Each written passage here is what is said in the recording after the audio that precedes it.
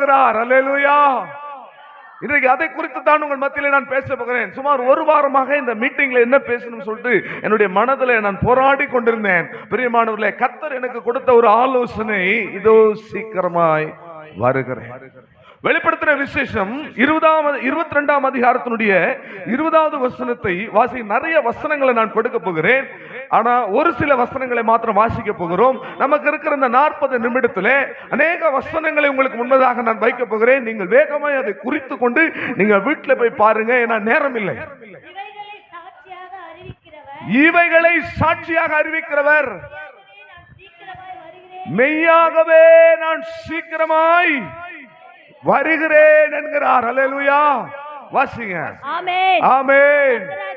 கர்த்தராகிய இயேசுவே வாரும். அல்லேலூயா. 22ஆம் அதிகாரத்தினுடைய 12வது வசனத்தை பாருங்கள். இதோ சீக்கிரமாய் வருகிறேன், இதோ சீக்கிரமாய் வருகிறேன், அவனவனுடைய கிரியைக்கு தக்கதாக நான் அளிக்கும் பலன், அவனவனுக்கு நான் அளிக்கும் பலன் என்னோடு கூட வருகிறது. அல்லேலூயா. ஆண்டவருடைய நாமத்துக்கு மகிமை உண்டாவதாக. பிரியமானவர்களே, ஆண்டவராகிய இயேசு கிறிஸ்து சீக்கிரம் என்ன செய்ய போகிறார்? வரப்போகிறார். அந்த உணர்வு இப்ப எல்லாருக்கும் என்ன செய்திருக்கிறது? வந்திருக்கிறது. தேசத்திலே நடக்கிற காரியங்கள், உலகத்திலே நடக்கிற சம்பவங்கள், யுத்தங்களின் செய்திகளை நாம் பார்க்கிறோம். பயங்கரமான யுத்தங்கள் இப்பொழுது நடந்து கொண்டிருக்கிறது. இந்த யுத்தங்கள் தொடர்ந்து நீடிக்குமானால் பிரியமானவர்களே, கர்த்தருடைய வருகை, சபையாகிய மணவாட்டியை கர்த்தர் எடுத்துக் கொள்கிறதான் அந்த சம்பவம். நான் பல இடங்கள்ல சொல்லியிருக்கிறேன். நான் என்னுடைய ஊழியத்தின் ஆரம்ப நாட்கள் இருந்து 2005ஆம் ஆண்டு டிசம்பர் மாதம் 13ஆம் தேதியில என்னுடைய ஊழியத்துக்கு நான் ஒப்பு கொடுத்தேன். அந்த நாள்ல இருந்து இன்றைக்கு வரைக்கும் நான் போகிற எல்லா இடங்களிலும் மேடைகளிலும் சொல்லி வருகிற ஒரு காரியம் என்ன தெரியுங்களா? நாம் வாழுகிற அந்த நாட்கள்ல தான் அந்த அதிபயங்கரமான ஒரு சம்பவம் நடைபெற போகிறது. இயேசு ஜீவாதிபதியாய் அவர் வரப்போகிறார். அவர் மணவாளனாய் வரப்போகிறார். அவர் சபையாகிய மணவாட்டிய மத்திய ஆகாயத்தில் எடுத்துக் கொள்ளப்பட போகிற அந்த சம்பவம் நான் விசுவாசிக்கிறேன். நாம் வாழுகிற நாட்களிலே அது நடைபெற போகிறது. ஏனென்றால் நம்முடைய கண்களுக்கு முன்பதாக அதெல்லாம் நமக்கு தெளிவாக தெரிகிறது. ஆமென். ஆண்டவருடைய வருகை குறித்து அநேக விதமாய் சொல்லுகிறார்கள். மணவாட்டியை சேர்க்க வருகிறார், பரிசுத்தவான்களை சேர்க்க வருகிறார், திருச்சபையை சேர்க்க வருகிறார், ரகசியமாய் வருகிறார், திருடனை போல வருகிறார் என்று பல காரியங்களை அவருடைய வருகையை பற்றி அநேகர் பிரசங்கிக்க கேட்டிருக்கிறோம். வேதத்தில் நாம் வாசித்திருக்கிறோம். ஆனால் இன்றைக்கு நிச்சயமாக ஒரு வித்தியாசமான வார்த்தையை நீங்கள் வேதத்திலிருந்து இதுவரை நீங்கள் வாசித்த பகுதியிலிருந்து இப்படி ஒரு வித்தியாசமான ஒரு கோணத்தை நீங்கள் இன்றைக்கு பார்ப்பீர்கள் என்று நான் விசுவாசிக்கின்றேன். அல்லேலூயா. பாருங்கள் பிரியமானவர்களே, அவர் வருகிற அந்த நாளையாவது அந்த நாளையாவது ஒருவர் என்ன செய்யல? அறியல. பரலோகத்தில் உள்ள தேவதூதர்கள் என்ன செய்யல? அறியவில்லை. இயேசு கிறிஸ்து சொல்றாரு, பிதாவை தவிர அந்த நாளை வேறொருவர் என்ன செய்யல? அறியல. இயேசு கிறிஸ்துவுக்கே அந்த நாள் என்ன செய்யல? தெரியல. ஒரு ஊழியக்காரர் சொல்றாரு, ஏன் இயேசு கிறிஸ்துவுக்கு அது அறிவிக்கப்படல? ஏன் தெரியலனா, அவர் தெரிஞ்சா மணவாட்டிக்கு சொல்லிடுவார். ஆமென். மணவாளன் மணவாட்டிக்கிட்ட எல்லாத்தையும் சொல்லிடுவார். அதனால தான் அவருக்கு அதை சொல்லலன்னு சொன்னாரு. எனக்கு அது சரியான ஒரு காரியமா எனக்கு தெரியல. ஆனா கேட்கறதுக்கு ரொம்ப சந்தோஷமா இருந்தது. நம்முடைய ஆண்டவர் எவ்வளவு அருமையானவர். அல்லேலூயா. நம்முடைய ஆண்டவர் எவ்வளவு நல்லவராய் இருக்கிறார். அல்லேலூயா. கர்த்தருக்கு ஸ்தோத்திரம். பிரியமானவர்களே, பாருங்க, நாம் அதாவது அவர் சொல்லவில்லை என்றாலும் நம்ம மனவாட்டியா இருந்தா நமக்குள்ள அந்த உணர்வு என்ன செய்யும்? உண்டாகும். ஆமென் சொல்லுங்களேன். ஒரு மணவாளனை குறித்து ஒரு மணவாட்டிக்கு உள்ளத்துல அந்த உணர்வு என்ன செய்யும்? மணவாளன் என்ன செய்ய போறாரு? வரப்போகிறார். அல்லேலூயா. வேதத்தில் அநேக ஆதாரங்கள் உண்டு. அவருடைய வருகை குறித்து திட்டவட்டமாய் பேசப்படுகிற காரியங்கள் உண்டு. நாம் அதற்கெல்லாம் போக வேண்டாம். ஆனா நாம் அவருடைய மனவாட்டின்னு சொன்னா அவர் வரப்போகிறார் என்கிற அந்த எண்ணம் இந்த நாட்களில் நமக்கு என்ன செய்திருக்கணும்? உண்டாயிருக்கணும். இந்த கூட்டத்தில் எத்தனை பேருக்கு அந்த எண்ணம் உருவாயிருக்கிறது? மணவாளனாகி இயேசு வரப்போகிறார்ன்ற அந்த எண்ணம் எத்தனை பேருக்கு உருவாயிருக்கிறது? கரங்களை உயர்த்தி அதை விசுவாசிக்கிறவங்க, மணவாளன் இயேசு வரப்போகிறார். அல்லேலூயா. மணவாட்டியை சந்திக்க வரப்போகிறார். அல்லேலூயா.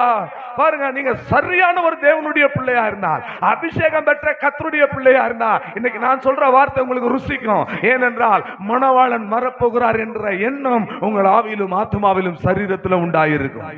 அல்லேலூயா. ஏனென்று சொன்னால் ஏசாயா 1ஆம் அதிகாரத்தில் நாம் பார்க்கிறோம், மாடு தன் எஜமானனையும் கழுதை தன் ஆண்டவனின் முன்னணையும் அறியும். ஆகவே பிரியமானவர்களே, பாருங்க, ஆகாயத்து பறவைகள் முதலாய் தங்கள் வரத்தக்க வேலையை அறியும். யோபு சொல்லுகிறார், யுத்தத்தில் இருக்கிற அந்த போர்க்குதிரையானது அந்த யுத்தத்தினுடைய எக்கால சத்தத்தை மோப்பம் பிடிக்கும் என்று சொல்லி. ஆகவே நீங்களும் நானும் சரியான ஒரு தேவனுடைய பிள்ளையா இருந்தால், இந்த வெளிப்படுத்தின விசேஷத்தில் சொல்லப்பட்ட இந்த வசனத்தின்படி ஒரு வருகையை குறித்ததான இயேசு கிறிஸ்துவை எதிர்நோக்கி காத்திருக்கிற அந்த ஒரு உன்னதமான அனுபவம் நமக்கு உண்டாகியிருக்கும். அல்லேலூயா. அவர் முதல் முறையாக அவர் மாம்சத்தில் வெளிப்பட்டார். எல்லாருக்கும் தெரியும் ஏன் மாம்சத்தில் வெளிப்பட்டார். பிள்ளைகள் மாம்சத்தையும் ரத்தத்தையும் உடையவர்களாக இருக்க தானும் என்ன செய்தார், மாம்சத்தில் வெளிப்பட்டார். அவர் மாம்சத்தில் வெளிப்பட்டு முழு மனுக்குலத்தின் பாவத்தையும் கல்வாரி சிலுவையிலே அவர் பரிகரித்தார். அது மாத்திரமல்ல, அவர் என்ன செய்தார் பிரியமானவர்களே, ரோமர் 1ஆம் அதிகாரம் 5வது வசனத்திலே, மரித்தோரில் இருந்து அவர் உயிரோடு எழுந்ததினாலே பலமாய் நிரூபிக்கப்பட்ட தேவகுமாரனாய் அவர் இருந்தார். கர்த்தருக்கு ஸ்தோத்திரம். ஆகவே பிரியமானவர்களே, அவர் மரித்தது, அவர் அடக்கம் பண்ணப்பட்டது, அவர் உயிரோடு எழுந்தது, இது எல்லாம் எதை காண்பிக்கிறது? ரத்தம் சிந்துதல் இல்லாமல் பாவ மன்னிப்பு இல்லை என்று சொல்லப்படுகிறதான அந்த அனுபவத்தை இயேசு கிறிஸ்து நமக்காக ஜீவ பலியாக, கிருபாதார பலியாக மாறி, இனி ஒரு பலி நமக்கு தேவையில்லை. முழு மனுக்குலத்திற்கும் முழு மனுக்குலத்தின் பாவத்தை பரிகரிக்கிற ஜீவ பலியாக இயேசு தம்மை தாமே சிலுவையில் ஒப்புக் கொடுக்கும்படியாய் வந்தார். அவர் மரித்து உயிரோடு எழுந்து அவர் பரமேறி போகும்போது, அப்போஸ்தலருடைய நடபடிகள் 1ஆம் அதிகாரம் 11வது வசனத்தை குறித்துக் கொள்ளுங்கள். கலிலேயராகிய மனுஷரே, நீங்கள் வானத்தை ஏன் அண்ணாந்து பார்த்துக் கொண்டிருக்கிறீர்கள்? உங்களுக்கு முன்பதாக இந்த இயேசுவானவர் எப்படி எடுத்துக் கொள்ளப்பட்டாரோ அப்படியே திரும்பவும் என்ன செய்வார், வருவார். ஒரு அல்லேலூயா சொல்லுங்களேன். அப்படியே வருவார். அல்லேலூயா. கர்த்தருக்கு ஸ்தோத்திரம். ஆகவே இப்பொழுது நம்மை கிறிஸ்துவின் மனவாட்டியாக பரிசுத்த ஆவியானவர் நம்மை உருமாற்றிக் கொண்டிருக்கிறார். நம்மை கிறிஸ்துவின் மனவாட்டியாய் மாற்றி கரைதரை அற்றவர்களாக, மாசற்ற மனவாட்டியாக அவருடைய மகிமையுள்ள சன்னிதானத்திலே கொண்டு போய் நிறுத்தும்படி பரிசுத்த ஆவியானவர் இப்பொழுது கிரியை செய்து கொண்டிருக்கிறார். கர்த்தருக்கு ஸ்தோத்திரம். இனி மெய் சத்தியத்துக்கு நாம் போவோம். நான் ஒரு 8 காரியங்களை இயேசு எதற்காக வர்றார் அப்படின்னு சொல்லலாம் இருந்தேன். போன மாசம் மாதிரியே இந்த மாசமும் பாட்டு ஆராதனை மகிமையா இருந்ததுனால இந்த வார்த்தையை நான் கொஞ்சம் குறைச்சிக்கிறேன். ஒரு 4 பாயிண்ட் ஆச்சு சொல்றதுக்கு ட்ரை பண்றேன். மீதம் இருக்கிற ஒரு 4 பாயிண்ட் வேணும்னு சொன்னா கம்மிங் சண்டே எங்க சபை ஆராதனையில கலந்து கொள்ளுங்கள். அந்த வார்த்தையை உங்களுக்கு போதிக்கிறோம். அல்லேலூயா. மத்தேயு எழுதின சுவிசேஷம் 13ஆம் அதிகாரத்திலே 34வது வசனத்திலே பரலோக ராஜ்யத்தை குறித்து இயேசு பேசும் பொழுது சில உவமைகளை சொல்லி பேச ஆரம்பித்தார். அதுல முதலாவது தன்னுடைய வருகையும் பரலோக ராஜ்யமும் எப்படி இருக்கும் என்று சொல்லி 13ஆம் அதிகாரத்தினுடைய 30வது வசனத்திலே இயேசு கிறிஸ்து சொல்லுகிறார். இயேசு கிறிஸ்துவின் வருகை எதற்கு ஒப்பிடப்பட்டிருக்கிறது, அவர் எதற்காக வருகிறார். இப்போ நாம ஆரம்பிக்கும் போது ரொம்ப சந்தோஷமா ஆரம்பிச்சோம்ல, உள்ள போகும்போது அதே சந்தோஷம் நமக்கு இருக்கணும். ஆமென். கர்த்தருக்கு ஸ்தோத்திரம். எதற்காக இயேசு கிறிஸ்து வருகிறார் என்று சொன்னால் மத்தேயு எழுதின சுவிசேஷம் 13ஆம் அதிகாரம் 30வது வசனத்தை வாசியுங்க. அறுப்பு காலத்தில் நான் அறுக்கிறவர்களை நோக்கி முதலாவது கிளைகளை பிடுங்கி அவைகளை சுட்டெரிக்கிறதற்கு கட்டுகளாக கட்டுங்கள். அவைகளை சுட்டெரிக்கிறதற்கு கட்டுகளாக கட்டுங்கள். கோதுமையோ என் களஞ்சியத்திலே சேர்த்து வையுங்கள் என்பேன். கர்த்தருக்கு ஸ்தோத்திரம். இப்போ இயேசு கிறிஸ்துவினுடைய வருகை எப்படி இருக்கிறதுனா, நன்றாய் விளைந்திருக்கிற தானியங்களுடைய கதிர்களை அறுக்கும்படியாக இயேசு கிறிஸ்து வருகிறார். ஆமென். எதற்காக வராரு? கதிர்களை, விளைந்திருக்கிற கதிர்களை அறுக்கும்படியாக வந்திருக்கிறார். இனிமே நான் கதிர்களை சொல்ல மாட்டேன், ஒரே வார்த்தை தான் சொல்லுவேன். அறுக்கும்படியாக என்ன செய்யறாரு? வர்றார். அறுவடைக்காக என்ன செய்கிறார்? வருகிறார். கர்த்தருக்கு ஸ்தோத்திரம். ஓசியாவின் புஸ்தகத்திலே நாம் வாசிக்கிறோம் 6ஆம் அதிகாரம் 11வது வசனத்திலே, யூதாவே உனக்கு ஒரு அறுப்பு காலம் உண்டு. வெளிப்படுத்தின விசேஷத்துல பார்க்கிறோம், யோவானுக்கு தேவன் வெளிப்படுத்துகிறார், பூமியிலே கதிர்கள் விளைந்திருக்கிறது, நீர் உம்முடைய கரத்தை நீட்டி அருவாளால் அதை என்ன செய்யுங்கள், அறுத்து விடுங்கள் என்று சொல்லுகிறார். ஆகவே இயேசு கிறிஸ்து இந்த பூமிக்கு வருகிறார் என்று பல காரியங்கள் சொல்றாங்க. இயேசு கிறிஸ்து வராரு வராரு சொல்றீங்களே, எப்ப வராரு, எந்த ட்ரெயின்ல வராரு, எந்த பஸ்ல வராரு, எந்த பிளைட்ல வராருன்னு சொல்ற அநேக பரியாசக்காரர்கள் எழுப்பி இருக்கிறார்கள். என்னிடத்துல அநேகர் வாதிக்கிறார்கள், இயேசு வராரு வராரு 2000 வருஷமா சொல்லிட்டு இருக்கீங்க, எப்ப வராரு? அதுக்கு பதில் உண்டு. இயேசு எப்ப வராருன்னு கேட்கிற பரியாசக்காரர்கள் தோன்றுகிறதே அந்த கடைசி காலத்தினுடைய அடையாளமாக இருக்கிறது என்று வேதம் சொல்லுகிறது. அல்லேலூயா. இயேசு ஏன் இவ்வளவு நாள் வரல அப்படின்னா, நீங்கள் மனம் திரும்பும்படியாக அவர் வரவில்லை. என்னிடத்துல வாதிட்டாங்கன்னா சொல்லுவேன், உன்னுடைய ஆத்மாவை நரகத்துக்கு தள்ளக்கூடாது என்கிற ஒரே நோக்கத்தினாலதான் இயேசு வரல. ஏனென்றால் எல்லாரும் மனம் திரும்ப வேண்டும் என்று தேவன் என்ன செய்கிறாரா, நீடிய பொறுமை உள்ளவராயிருக்கிறார். ஆனால் தீர்க்க தரிசனத்தின் நிறைவேறுதல் இப்பொழுது நம்முடைய கண்முன்னாலே நடந்து கொண்டிருக்கிறது. அவர் சொன்ன எல்லா காரியங்களும் இன்றைக்கு நடந்து கொண்டிருக்கிறது. முற்று முழுவதுமாக அது நடந்தேறிவிட்டது. இனி ஒன்று இயேசு கிறிஸ்து வர வேண்டும். பூமியிலே விளைந்திருக்கிற கதிர்களை என்ன செய்யணும், அறுக்கும்படியாய் வரணும். இந்த இடத்துல ஆண்டவர், நீங்க வீட்டுல போய் வாசித்து பாருங்க, இந்த இடத்துல எதை அறுக்கும்படியாய் வருகிறார்னா, கதிர்களை அறுக்கும்படியாய் என்ன செய்யறாரு, வர்றாரு. யாருக்கு அறுவடை செய்கிற ஒரு உரிமை உண்டு? யார் அறுக்க முடியும்? விதைக்கிறவன் தான் என்ன செய்ய முடியும், அறுக்க முடியும். எல்லாரும் பேசுங்க, எல்லாரும் விவசாயிகள் தானே. பாலசுந்தரன் ஐயா காலையில பாத்தீங்கன்னா ஆன்லைன் பிரேயர்ல வண்டி சத்தம் கேக்குது. வண்டி சத்தத்துல ஏறு உழுதுக்குன்னு சேடையை மிதிச்சுக்கிட்டே பேசுறாரு, தோத்திரம் அல்லேலூயான்னு சொல்லிருக்கிறாரு. விவசாயி சொல்லுங்க, யாருக்கு உரிமை உண்டு? வேதம் சொல்லுகிறது, அள்ளி தூவுகிற விதையை சுமந்து கொண்டு போறான். அவன் போகும்போது எப்படி போறான், அழுது கொண்டு போகிறான், அழுது கொண்டு போகிறான். ஆனாலும் அவன் விதைத்த அந்த விதைகளை அவன் அறுக்கும் பொழுது கம்பீர சத்தத்தோடு அவன் திரும்பி வருவானா. இயேசு கிறிஸ்து இந்த பூமியிலே விதைத்து விட்டு போகிறார், போயிருக்கிறார். இந்த விளைச்சல் இன்றைக்கு நன்றாய் விளைந்திருக்கிறது. ஹல்லேலூயா. இயேசு கிறிஸ்து பூமியில் இருக்கும் போதே சொன்னாரு, விளைந்த பலனை என்ன செய்வதில்லை, அறுப்பதற்கு ஆள் இல்லை. இந்த விளைவின் நற்பலன் என்ன செய்வது, வாடிக்கொண்டிருக்கிறது. ஆகவே பிரியமானவர்களே, யார் விதைத்தார்களோ அவர்களுக்கு தான் அறுக்க என்ன உண்டு, உரிமை உண்டு. இயேசு கிறிஸ்து விதைத்திருக்கிறார். ஆகவே அவர் அறுக்கும்படியாய் அவர் வரப்போகிறார். அல்லேலூயா. எதை விதைச்சிருக்கிறாருங்க, எதை விதைச்சிருக்கிறாரு?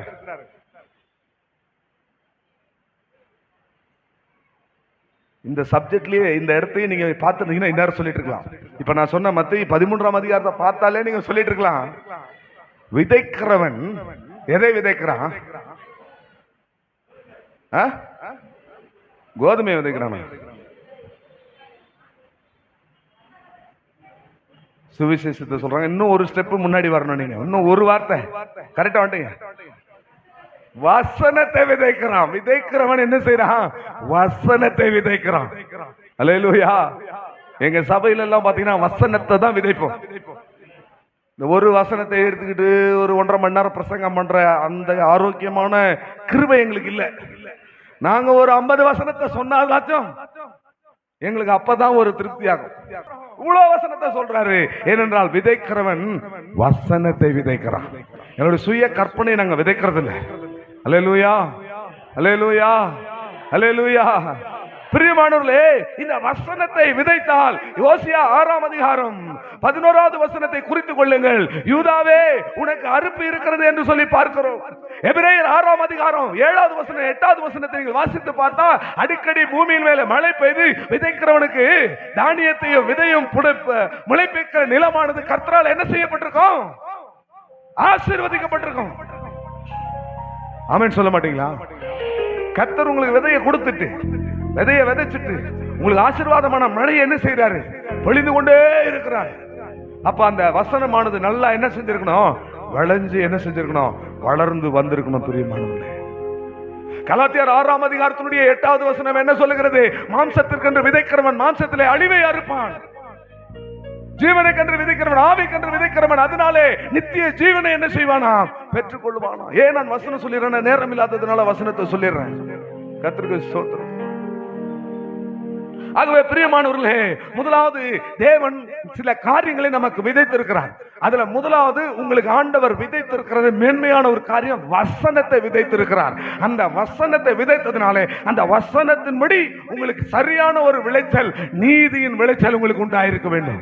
இன்னும் நிறைய ஆவிக்குரிய ரகசியங்கள் இதுல உண்டு, நான் வேகமாய் சொல்றேன், நீங்க குறித்துக் கொள்ளுங்க. இரண்டாவது, ஆண்டவர் சில காரியங்களை விதைத்திருக்கிறார். 97ஆம் சங்கீதத்தினுடைய 11வது வசனத்தை நீங்கள் வாசித்து பார்த்தால் அங்கே ஆண்டவர் விதைத்திருக்கிற ஒரு விதையை நாம் பார்க்கலாம். வாசிங்க பிரதர், வாசிங்க சிஸ்டர்.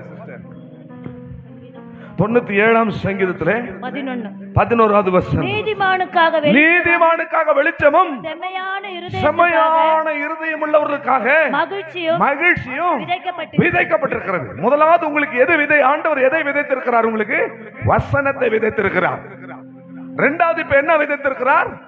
வெளிச்சத்தை விதைத்திருக்கிறார், மகிழ்ச்சியை விதைத்திருக்கிறார். இப்ப வெளிச்சத்தை விதைத்திருக்கிறார்னா வெளிச்சத்துக்கு என்ன அர்த்தம்னா பரிசுத்தம். அல்லேலூயா. பரிசுத்தத்தை உங்களுக்கு விதையாக என்ன செஞ்சிருக்கிறாரு? விதைச்சிருக்கிறார். பரிசுத்தம் நமக்குள்ள விதையா இருந்தா அது வளரும் போது எப்படிப்பட்டதா வளரும் பிரியமானவர்களே. அல்லேலூயா, அல்லேலூயா. என்ன, நம்முடைய தேவன் பரிசுத்தம் உள்ளவர். அதற்கேற்ற விளைச்சலை தேவன் விதைத்தவர் என்ன செய்வார்? விளைச்சலை உங்களிடத்திலிருந்தே எதிர்பார்ப்பார். செம்மையானவர்களுக்காக மகிழ்ச்சி விதைக்கப்பட்டிருக்கிறது. அப்படின்னா நான் உங்களுக்கு சந்தோஷத்தை தேவன் என்ன செய்திருக்கிறார்? விதைத்திருக்கிறார். முதலாம் கொரிந்தியர் 9ஆம் அதிகாரம் 11வது வசனத்திலே அங்கே ஒரு விதையை பார்க்கிறோம். ஞான நன்மைகளை ஆண்டவர் உங்களுக்கு விதைத்திருக்கிறார்.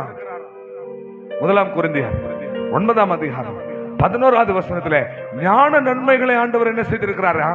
விதைத்திருக்கிறார். கர்த்தருக்கு ஸ்தோத்திரம். யாக்கோபு 3ஆம் அதிகாரம் 18வது வசனத்தை நீங்கள் பார்த்தால் நீதியின் கனியாகிய சந்தோஷத்தையும் சமாதானத்தையும் உங்களுக்கு என்ன செய்திருக்கிறாரா? விதைத்திருக்கிறாரா? ஆகவே பிரியமான தேவ ஜனமே, உங்களுக்குள்ள ஆண்டவர் என்ன செய்திருக்கிறாரு? சில விதைகளை என்ன செஞ்சிருக்கிறாரு? பிரேமா சிஸ்டருக்கு என்ன விதைச்சிருக்கிறாருங்க? விதைகளை விதைத்திருக்கிறாரு. முதலாவது வசனத்தை. பிரேமா சிஸ்டர்னா எல்லாருக்கும் தான், அவங்களுக்கு சில சத்தியங்களை நம்ம சொல்லணும், அதனால தான் சொல்றோம், எல்லாருக்கும் சொல்றோம். ஆண்டவர் எதை விதைத்திருக்கிறார்? நம்பர் 1 வசனத்தை விதைத்திருக்கிறார். நம்பர் 2 மகிழ்ச்சியும் வெளிச்சத்தையும் விதைத்திருக்கிறார். நம்பர் 3 ஞான நன்மைகளை விதைத்திருக்கிறார். நம்பர் 4 சமாதானத்தையும் சந்தோஷத்தையும் நீதியின் கனியாகிய சமாதானத்தை உங்களுக்கு என்ன செய்திருக்கிறாரா? விதைத்திருக்கிறார். அல்லேலூயா. எப்படி விதைத்தாரா? இப்ப நான் கர்த்தருடைய வசனத்தை விதைக்கிறேன். நான் விதைக்கும் போது சில விதைகள் என்ன செய்கிறது? விதைக்கிறவன் விதைக்கும்படி புறப்பட்டான். சில விதைகள் எங்க விழுந்தது? வழியருக விழுந்துருச்சு. சில விதைகள் எங்க விழுந்தது? கற்பாரின் மேல விழுந்தது. இப்ப சில விதைகளை விதைத்துக் கொண்டிருக்கிறேன். தோத்திரம். எங்க விழுந்தது சிஸ்டர்? புங்குடி சிஸ்டர் எங்க விழுந்திருக்குப்பா? திருமணி பாறையில் விழுந்திருக்கு. சில விதைகள் எங்க விழுந்திருக்கு? கற்பாரின் மேல விழுந்திருக்கிறது. சில விதைகள் முள்ளுள்ள இடத்துல விழுந்திருக்கிறது. சில விதைகள் வழி அருகே விழுது. சில விதைகள் நல்ல நிலத்துல விழுது. கர்த்தருக்கு ஸ்தோத்திரம். இயேசு எதற்காக வருகிறார்? அறுப்புக்காக வருகிறார். அறுத்துட்டு போறதுக்கு வராரு. எதை அறுத்துக்கு போறாரு? அவர் விதைத்ததை அறுத்துட்டு போறாரு. அவர் எதை விதைத்திருக்கிறார்? இப்போ இத்தனை காரியங்களை விதைத்திருக்கிறாரு. அவர் விதைத்திருக்கிறாரு. உங்களுடைய மனம் எப்படிப்பட்டதா இருக்கிறது? இருதயம் எப்படிப்பட்டதா இருக்கிறது? வழி அருகே விதைக்கப்பட்ட விதை அதை வேற ஒரு வல்லமை என்ன செய்தது? வந்து எடுத்து விட்டு போய்விட்டது. வழி அருகே விதைத்தது பறவைகள் வந்து என்ன செய்தது? எடுத்துட்டு போயிடுது. சத்துரு வந்து அந்த வல்லமை எடுத்துட்டு போயிடுறான். சிலருக்கு வசனத்தை விதைக்கிறோம், ஆனா பிசாசு என்ன செய்யறான்? வந்து அதை எல்லாத்தையும் எடுத்துட்டு போயிடுறான். சிலருக்கு விதைக்கிறோம், அது எங்க விழுது? கற்பாறை மேல விழுது. கேட்கும் போது சந்தோஷமா இருக்கு. பாஸ்டர் நல்லா இன்னைக்கு பிரசங்கம் பண்ணாரு, சூப்பரா இன்னைக்கு பிரசங்கம் பண்ணாரு. இந்த மாதிரி ஒரு பிரசங்கத்தை கேட்டதே இல்ல, அவ்வளவு அருமையா பேசினாரு, எல்லாம் சொல்லுவான். 4 நாள் கழிச்சு அந்த பார்வையில ஜீவன் இல்லாததுனால அது என்ன செஞ்சிருவான்? அவன் கருகி போயிடுவான்.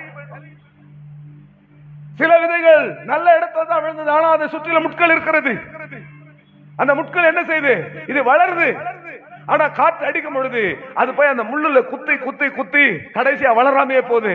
அது என்னன்னா உலக ஆசைகள், உலக கவலைகள், உலக சிற்றின்பங்கள், இது எல்லாத்தினாலும் குத்தப்பட்டு நெருக்கப்பட்டு என்ன செய்து போயிருது. ஆனா நல்ல நிலத்துல விழுந்த விதை, நல்ல நிலத்துல விழுந்த மத்தேயு சொல்றாரு. மத்தேயு என்ன சொல்ற தெரியுங்களா?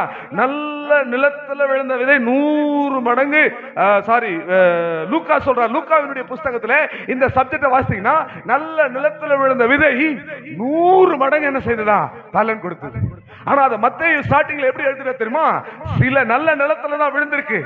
ஆனா உங்க இருதயம் நல்ல நிலம் தான்.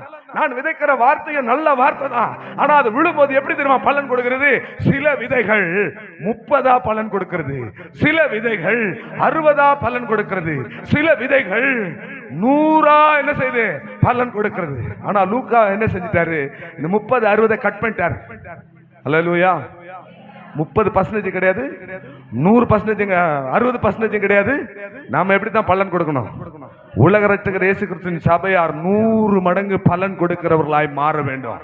அப்படிப்பட்ட வசனத்தை உங்களுக்கு நான் விதைத்துக் கொண்டிருக்கிறேன். அல்லேலூயா, அல்லேலூயா, அல்லேலூயா. இது என்ன பிரியமானவர்களே? 30 60 100 இது எதை காண்பிக்கிறது? பரலோக ராஜ்யம் ஆண்டவர் அறுத்து கொண்டு போகிறாரு. இத 3 இடங்கள்ல சேகரிக்க போகிறார், 3 இடத்துல ஸ்டோர் பண்ண போறாரு. 30 என்பது புதிய பூமியை காண்பிக்கிறது. ரட்சிப்பின் அனுபவத்தோடு நின்று விட்டவர்கள் அந்த புதிய பூமியில 30% அங்க போவாங்க. 60 என்பது புதிய வானம், சொர்க்கம் என்று சொல்லுகிற புதிய வானத்தை காண்பிக்கிறது. ரட்சிப்பின் அனுபவத்தோடு கொஞ்சம் ஆவிக்குரிய வளர்ச்சியில முயற்சி செய்தவர்கள் 60% போவாங்க. எங்க புதிய வானத்துல 100 மடங்கு என்ன தெரியுங்களா? ரட்சிப்பின் அனுபவத்தோடு கிறிஸ்துவுக்காக தன்னுடைய வாழ்க்கையை அர்ப்பணித்து பூரணமாய் தேவனுக்கு முன்பதாக, சிங்காசனத்துக்கு முன்பதாக, ஆட்டுக்குட்டியானவருக்கு முன்பதாக புதிய எருசலேமிலே போய் சேர்கிற கூட்டம். அல்லேலூயா. அதை அறுக்கும்படியாகத்தான் வந்திருக்கிறாரு. ஆண்டவர் விதைச்சிட்டு போயிருக்கிறாரு. 100 மடங்கு விளைஞ்சிருக்கிற சொல்றேன். கரவேத்தி ஒரு அல்லேலூயா சொல்லுங்க. நான் 100 மடங்கு 100%. நான் எத்தனை பேர் ஆண்டவர் இங்க வந்து பார்த்துட்டு இருக்கிறார்? கையை வைத்து காட்டுங்க. 100% பாத்தீங்களா? 5 பேர் தாங்கிறாங்க அந்த கூட்டத்துல. 60% யாராவது இருக்கிறீங்களா? சொர்க்கத்துக்கு போயிடுவேன், அந்த புதிய வானம் அது வரையும் போயிடுவேன். இதெல்லாம் என்ன பாஸ்டர் புதுசு புதுசா சொல்றீங்க அப்படின்னு நீங்க கேட்கலாம். உங்களுக்கு பைபிள் ஸ்டடி எடுப்போம், நீங்க வாங்க. என்ன கொஞ்சம் ஃபீஸ் கட்டணும், பரவாயில்லைங்களா? இலவசமாய் பெற்றீர்கள், இலவசமாய் கொடுங்க. இங்க ஆன்லைன் ப்ரேயர்ல நீங்க அட்டெண்ட் பண்ணாலே இப்ப எல்லாருமே அவங்கவுங்க சப்ஜெக்ட் எடுத்து பேச ஆரம்பிச்சிட்டாங்க. அல்லேலூயா, கர்த்தருக்கு ஸ்தோத்திரம். 60% சொர்க்கம். சிலர் என்ன செய்வாங்க? ரட்சிக்கப்பட்டு அப்படியே இருப்பாங்க, ஒரு முன்னேற்றம் இருக்காது. சபையில ஒன்று முன்னேற்றம் இருக்காது, ஊழியத்துல முன்னேற்றம் இருக்காது. அப்படியே நார்மலான ஒரு விசுவாசி சர்ச்சுக்கு வரதுக்கு அதுக்கு அவ்வளவு போராட்டமா இருக்கும். அந்த மாதிரி ஆளுங்கெல்லாம் எங்க நிப்பாங்க? புதிய பூமி அங்கதான். கர்த்தருக்கு ஸ்தோத்திரம். சிலர் நினைக்கிறாங்க எப்படியாவது நரகத்துக்கு போகாம எங்கேயாவது போயிட்டா போதும் இல்ல, அந்த எண்ணம் இருந்தா கன்ஃபார்மா இந்த 3 இடத்துக்கு எங்கேயும் போக முடியாது. அல்லேலூயா. பிரியமானவர்களே, எதற்காக ஆண்டவர் வருகிறார்? அவர் விதைத்துட்டு போனதை அறுக்கும்படியாக அவர் என்ன செய்றாரு? அவர் வரப்போகிறார். அல்லேலூயா. விளைந்த பலனை அறுப்பாரில்லை, விளைவின் பலன் வாடிடுதே. அறுவடை மிகுதி ஆளோ இல்லை, அந்தோ மனிதர் அழிகின்றாரே. விளைந்த பலனை அறுப்பாரில்லை. கரங்களை தட்டி. விளைவின் பலன் வாடிடுதே, அறுவடை மிகுதி ஆளோ இல்லை, அந்தோ மனிதர் அழிகின்றாரே. அவர் போல் பேசிட நாவு இல்லை, அவர் போல் அலைந்திட கால்கள் இல்லை. அவர் போல் பேசிட நாவு இல்லை, அவர் போல் அலைந்திட கால்கள் இல்லை.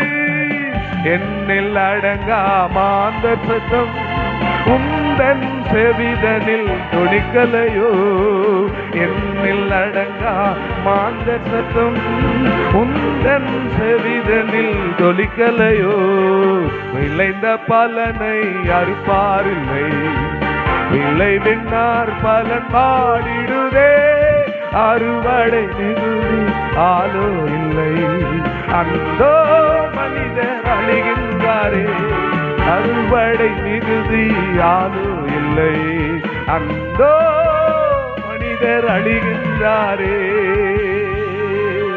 அவர் விதைத்து விட்டு போயிருக்கிறார். அந்த விதைகளை வளர்ந்திருக்கிற விலைகளை 30 மடங்கு 60 மடங்கு 100 மடங்கு விளைந்திருக்கிற விதைகள் விளைச்சலை அறுக்கும்படியாக இயேசு கிறிஸ்து வருகிறார். அல்லேலூயா. நல்ல நிலத்தில் விழுந்த விதைகளாக, அல்லேலூயா, விதைக்கிறவனுக்கு பலனை கொடுக்கிற நிலமாக கர்த்தர் உங்களை மாற்றி இருக்கிறதற்காக நான் தேவனை நான் ஸ்தோத்தரிக்கிறேன். அடுத்ததாக எதற்காக இயேசு கிறிஸ்து வருகிறார்? மத்தேயு எழுதின சுவிசேஷம் 13ஆம் அதிகாரம் 47வது வசனத்தை வாசியுங்கள்.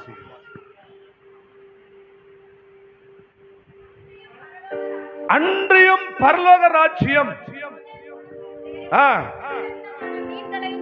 சமுத்திரத்திலே போட்டு கடலிலே போட்டு சகல விதமான மீன்களையும் சேர்த்து வாரி கொள்ளுகிற வலைக்கு ஒப்பா இருக்கிறது. 1வது ஆண்டவர் எதற்காக வருகிறார்? அறுப்பதற்காக வருகிறார். 2வது இயேசு எதற்காக வருகிறார்? என்னங்க பாஸ்டர் இவ்வளவு நாள் வரார் சபையை எடுத்துக்குவார், எக்காலம் துணிக்கும், ஆகாயத்துல பறந்துருவோம், மேகத்தின் மேல அப்படியே போயிடுவோம் தானே கேட்டேன். இப்ப என்ன வித்தியாசமா சொல்றீங்க? வேதம் சொல்லுகிறது விதைத்ததை அறுக்க முடியாய் வருகிறார். 2வது பரலோக ராஜ்யம் எப்படிப்பட்டதா இருக்கிறது? ஒரு பெரிய வலையை சமுத்திரத்துல போட்டு அதை என்ன செய்றாங்க? வாரி கொள்ளுகிற ஒரு அனுபவமா இருக்கிறது. இயேசு கிறிஸ்து வர்றது அப்படிதான் இருக்கு. ஒரு பெரிய வலையை இந்த உலகத்துல போட்டிருக்கிறாரு. அவர் என்ன செய்யறாரு? வலைய போட்டு, நீங்க மீன் பிடிக்கிறவங்கள பாத்தீங்கன்னா தெரியும் உங்களுக்கு, நீங்க எல்லாம் பாக்குறவங்க தான் இந்த நிறைய யூடியூப்ல இப்ப வருது, கடல்ல மீன் பிடிக்கிற அனுபவத்துல எல்லாம் போடுறாங்க, நிறைய காணொளிகள் வருகிறது. பாருங்க, வலைய என்ன செய்யறாங்க? ஒரு போட்ல கீழே விட்டுட்டு போயிட்டே இருக்கிறாங்க. ஒரு வெகு தூரம் போயிட்டு வலையெல்லாம் அந்த லாஸ்ட் எண்டுக்கு போயிட்டு கொஞ்ச நேரம் வெயிட் பண்ணி திரும்பவும் அந்த வலைய என்ன செய்யறாங்க? ஒன்னொன்னு சேர்த்து என்ன செய்யறாங்க? இழுத்துட்டே வராங்க. அதுல ஒரு குறிப்பிட்ட மீனை மாத்திரம் இல்லை. இங்க ஆண்டவர் போட்ட வலை எப்படிப்பட்ட வலைனா, ஒரு பர்டிகுலரான மீனை பிடிக்கிறது இல்ல. அவர் என்ன செய்யறார்? சகல மீன்களையும் பிடிக்க முடியும். எல்லாரும் மனம் திரும்பணும், பூமியில இருக்கிற எல்லாரும் ரட்சிக்கப்படணும் அப்படி சொல்லி சகல மீன்களையும் பிடிக்கும்படியாக அவர் போட்டார். 18வது வசனத்தை கூட வாசிங்க. 48வது வசனத்தை வாசிங்க. அது நிறைந்த பொழுது அதை கரையில இழுத்து நல்ல மீனை எல்லாம் எங்க சேர்த்துறாங்க? கூடையில சேர்த்துறாங்க. ஆகாதவைகளை என்ன செஞ்சிடறாங்க? எரிந்து போடுவாங்க. அப்படியே பூமியின் கடைசி நாட்களிலே தூதர்கள் புறப்பட்டு பொல்லாதவர்கள் நடுவே நின்று நீதிமான்களை பிரித்து, அல்லேலூயா அல்லேலூயா, கடைசி நாட்கள்ல இப்படி நடக்க போகுது. இயேசு கிறிஸ்து எதுக்கு வராரு? ஒன்று அறுக்க வராரு, இப்ப 2வது போட்ட வலையை இழுக்க வராரு. வலை போட்டிருக்கிறாரு. நான் எங்களுடைய சபையாருக்கு நான் சொல்லுவேன், அடிக்கடி சொல்லுவேன், முரளிக்கு பல தடவை சொன்னேன். என்ன சொன்ன தெரியுங்களா? ஆண்டவர் உனக்கு இப்ப வலை போடுறாரு, அந்த வலையில என்ன செஞ்சிரு? மாட்டிடு. அல்லேலூயா. இன்னைக்கு இங்க எல்லாருக்கும் சொல்றேன், சபையார் எல்லாருக்கும் சொல்றேன், முக்கியமான ஒரு ஆளுக்கு தீர்க்க தரிசனம் சொல்லணும்னா அந்த ஆளை காண. இப்போ கர்த்தருக்கு ஸ்தோத்திரம். ஆண்டவர் வலை போடும் போதே அந்த வலையில என்ன செஞ்சிடணும்? மாட்டிடணும், சிக்கிரணும். எந்த பிரச்சனையும் கிடையாது. அழகா கூடையில எடுத்து போட்டு அவரு மார்க்கெட்டுக்கு கொண்டு போய் நம்மள சேல் பண்ணிடுவாரு. கர்த்தருக்கு ஸ்தோத்திரம்.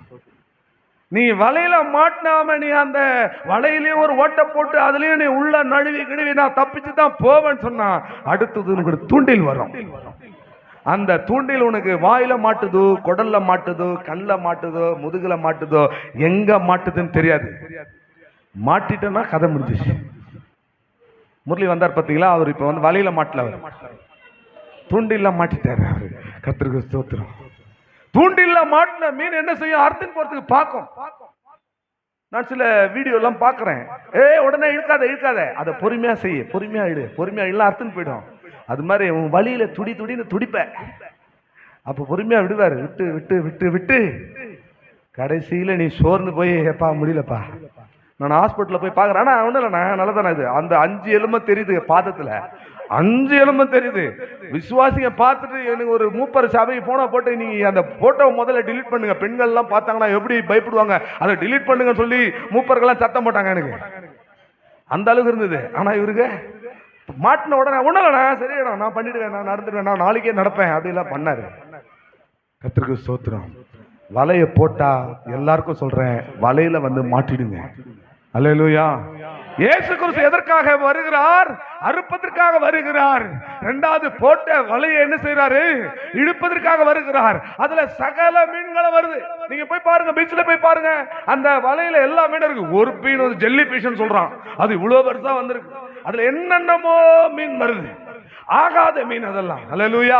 இந்த வலையிலே, இந்த சபையிலே, இந்த தேசத்திலே, இந்த பட்டணத்திலே ஆண்டவர் எல்லாருக்கும் வலையை விரிக்கிறாரு. அதுல வர்ற மீன்கள் நல்ல மீன்களா இருந்தா அதை எல்லாம் எடுத்து கூடையிலே சேர்த்து கொண்டு அவர் எடுத்துக்கொண்டு போறாரு.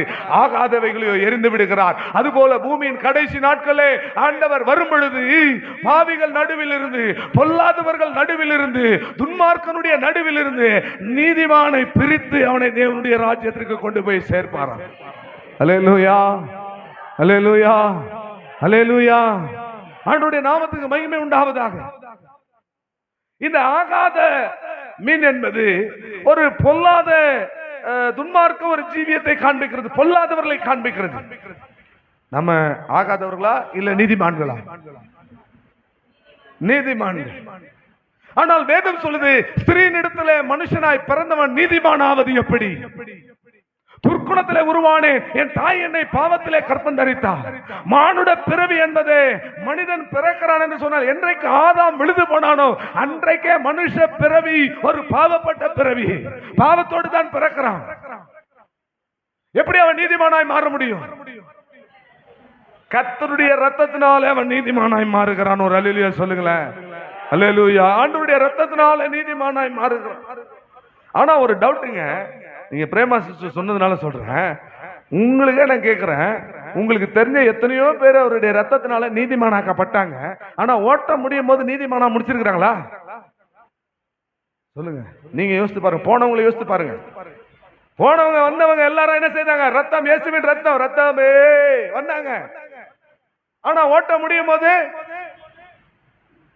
நீதிமானா ஓட்டத்தை முடிச்சாங்களா? அல்லேலூயா, அல்லேலூயா, அல்லேலூயா. கர்த்தருக்கு ஸ்தோத்திரம். பிரியமானவர்களே, லூக்கா 18ஆம் அதிகாரம் 14வது வசனத்திலே அங்கே ஒரு மனிதன் தன் பாவத்தை அறிக்கை செய்கிறான். பாவத்தை அறிக்கை செய்ததினாலே இயேசு கிறிஸ்து அவனை சொல்லுகிறார், இவனும் நீதிமானாய் மாறிவிட்டான். அல்லேலூயா. பாவ அறிக்கை செய்கிறதுனாலே அவன் நீதிமானாய் மாறுகிறான். நம்பர் 1 நீங்க ரத்தம்னு சொல்லிட்டு 3வது இடத்துக்கு போயிட்டீங்க. நம்பர் 1 எங்க தெரியுமா வருது? பாவ அறிக்கை. ஒரு அறிக்கை நமக்குள்ள எப்பொழுதும் இருந்துட்டே இருக்கணும். இந்த பாவ அறிக்கை, தன் பாவங்களை அறிக்கை செய்து விட்டு விடுகிறவன் எவனோ அவன் இரக்கம் பெறுவான். ஆகவே அந்த பாவ அறிக்கை நம்மை நீதிமானாய் மாற்றுகிறது. ரோமர் 5ஆம் அதிகாரம் 9வது வசனத்திலே இயேசுவின் ரத்தம் நம்மை நீதிமானாய் மாற்றுகிறது. ரோமர் 5ஆம் அதிகாரம் 1வது வசனத்திலே விசுவாசம் நம்மை நீதிமானாய் மாற்றுகிறது. ரோமர் 3ஆம் அதிகாரம் 24வது வசனம் தேவன் நம்மை அழைத்த அழைப்பு நம்மை நீதிமானாய் மாற்றுகிறது. ரோமர் 8ஆம் அதிகாரம் 30வது வசனத்திலே அழைப்பு நம்மை நீதிமானாக்குகிறது. பாருங்க, இந்த பாவ அறிக்கை நம்மை நீதிமானாய் மாற்று. என்னைக்கு நம்முடைய பாவத்தை எல்லாம் அறிக்கை செய்யறோமோ அப்பெல்லாம் நம்ம யாரோ நீதிகரிக்கிறோம், நம் நீதிமான்களாய் மாறுகிறோம். அல்லேலூயா, அல்லேலூயா, அல்லேலூயா, அல்லேலூயா. பாவத்தை அறிக்கை செஞ்சு விட்டுட்டோம், ஆனாலும் மறுபடியும் என்ன செஞ்சிடறோம்? சொல்லுங்க. பாவ சோதனை வருகிறது. சில நேரத்திலே பாவத்திலே விழுந்து விடுகிறோம், பாவம் செய்ய முடியாது தூண்டப்படுகிறோம். இப்ப பாவ அறிக்கையும் நீதிமானாக்குறதுக்கு போதுமானதா இல்லை. ரெண்டாவது, இயேசுவின் ரத்தம் நம்ம என்ன செய்து நீதிமானாக்குகிறது. நீங்க அந்த வசனத்தை வாசிச்சிருங்க. நீங்க கழுவி சுத்திகரிக்கிறதுனால இந்த வசனத்தை வாசிக்கலாம். ரோமர் 5:9 வாசிங்க.